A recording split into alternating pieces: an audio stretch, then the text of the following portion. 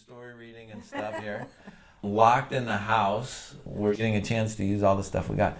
Anyway, so we're going to do some more reviews. This time, I think we should talk about Netflix and the things we've seen on Netflix recently. Again, there's a gazillion things on Netflix, and everybody's watching different stuff. This is what we've watched. These are, things that we've watched. We haven't watched some of the things that people have been watching, like Tiger Mania.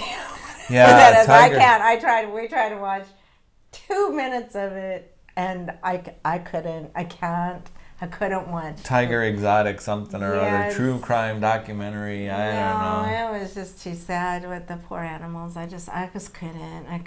No matter how crazy the people are, I don't know. We just watched something last night that I told you was brand new. Right, and getting great reviews, but I don't know if it gets 5 stars on Netflix. I don't know what that means. I think they start off with 5 stars and then wait for people to clock it down.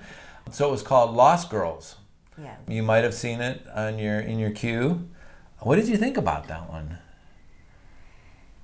Well, I had some problems with it. It's not badly acted. The story's very heart-wrenching. It's sad. It's pretty harsh. At first, I had kind of trouble with the dialogue. I thought it was very stilted, and then secondly, I thought, why are they shooting? But it's like everybody was over on the side of the screen like this, and every single frame it was like we had everybody over on the side or that side, and maybe their backs to. I mean, it was a very odd. So I had turned to Rob as we were watching it, and I go, "This is a very interesting cinematography choice because it kind of was off-putting. So I assumed that there was a reason."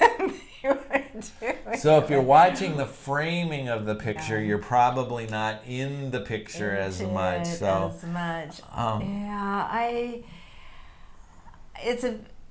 sad. It's a very sad story, and as I say, hard because it's about a woman.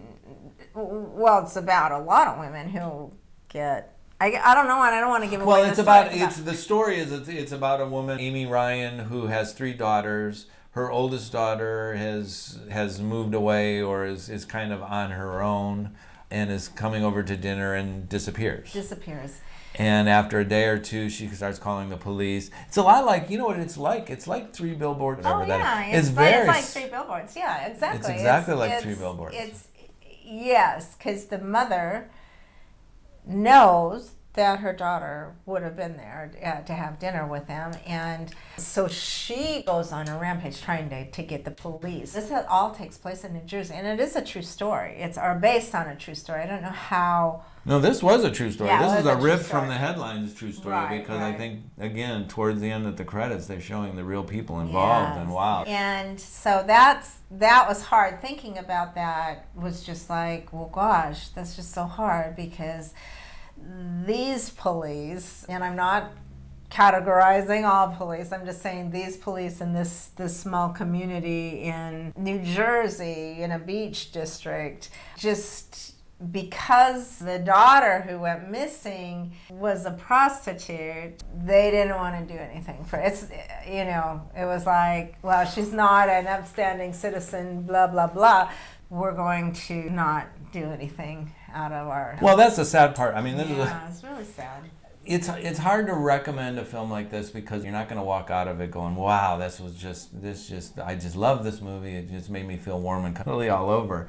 It's a hard film. It's a hard film. It kind of makes you think, though, because it seems, again, we go to that class thing again that we had talked about earlier in The Parasite and things where... It's a class struggle. It's, they're poor people, so they don't, they're not really, I mean, they're Well, poor. the mother works 2 jobs, and she has 2 other daughters she's trying to take care of, and she had the first daughter who disappears very, very young in her life. She said in the movie, I think she says she was only 15, so she had some difficulties in life. You don't get all the story, but I don't want to tell you about that story either because it's very integral to the movie. And you really feel for these people, all the people involved, because she is not the only one who disappears. There are others, and poor women. I mean, again, you just... I thought, like I said, I thought Amy Ryan was okay. You were a little crazy about her hair.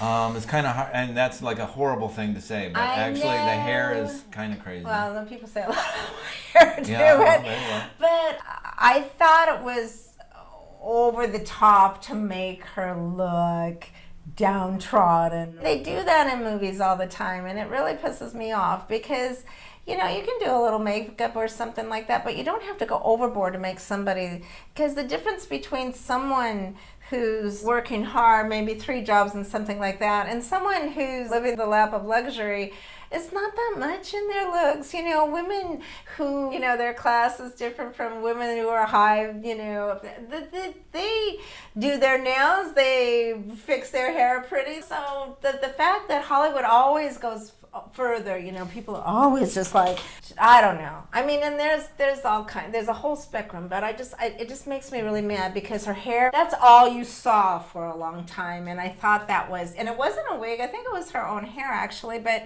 it was just like always present, and so it really bothered me that they could have done a little bit with it. It's interesting. But I thought her performance was okay. no, I her performance was Amy good. Ryan was pretty No, good. I thought she was and good. Gabriel Byrne I really enjoy. Going all the way back to Into the West was one of my favorite films. Oh, And yes. Gabriel Byrne is always a delight. And this one, he's kind of He's a tough. And the other dude. surprise, which we were watching the film, in the middle of the film, I had no idea, and you said, that's the young lady from Jojo Rabbit. Yeah, the young actress who plays the young Jewish girl in the closet is the middle daughter. And, The middle daughter. And she's very good in this too. I found them not even recognizable between the two performances. Well, I kept so. been saying to myself, I know that girl, I know that girl, I know that girl, and then I looked her up and I go, oh God, yes, that's Jojo Rabbit. That's a young woman who I loved in Jojo Rabbit as well. So it was, you know, looking back at it after a day, I feel a little better about it. I can't go out and think you've got to see this film. It's fabulous. Mostly because I know it's a pretty hard experience. It'll depressing. be depressing. It immediately reminded of a Netflix series that we saw yes. earlier in the year. Right.